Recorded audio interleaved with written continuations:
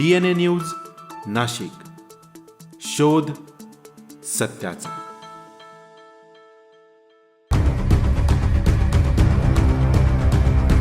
इंधन दरवाढी विरोधात उद्धव सेनेचं नाशिकमध्ये जोरदार आंदोलन.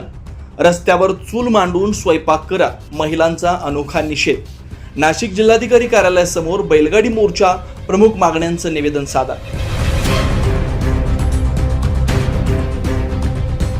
देशातील वाढती महागाई, पेट्रोल डिझेलच्या सतत वाढणाऱ्या किमती, ग्रामीण भागातील डिझेलचा तीव्र तुटवडा आणि बेरोजगारी यांचं शेतकरी व सर्वसामान्य नागरिकांच्या विविध प्रश्नांकडे शासनाचं लक्ष वेधण्यासाठी उद्धव सेनेच्या वतीनं नाशिक येथील जिल्हाधिकारी कार्यालयासमोर जोरदार आंदोलन करण्यात आलं.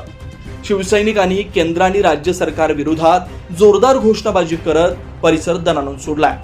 आंदोलनादरम्यान कार्यकर्त्यांनी बैलगाड्यांद्वारे निदर्शनं केली आणि फलकबाजी करत सरकारचा तीव्र निषेध केला.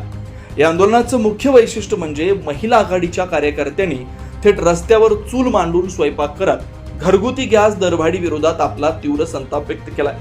उद्धव सेनेचे उपनेते दत्ता गायकवाड, लोकसभा प्रमुख जयंत दिंडे, जिल्हा प्रमुख DG सूर्यवंशी, माजी आमदार वसंत गीते यांच्यासह पक्षाचे अनेक प्रमुख पदाधिकारी, महिला आघाडी, युवा सेना व विविध अंगीकृत संघटनांचे कार्यकर्ते मोठ्या संख्येने उपस्थित होते.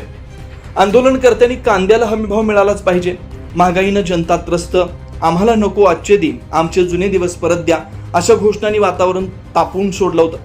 अनेक पेट्रोल पंपांवर डिझेलचा पुरेसा साठा उपलब्ध नसल्यानं शेतकरी व नागरिकांना मोठ्या अडचणींचा सामोरं जावं लागत असल्याचा आरोप यावेळी करण्यात आला. आंदोलनाच्या शेवटी जिल्हाधिकाऱ्यांना विविध मागण्यांचं निवेदन देण्यात आलं.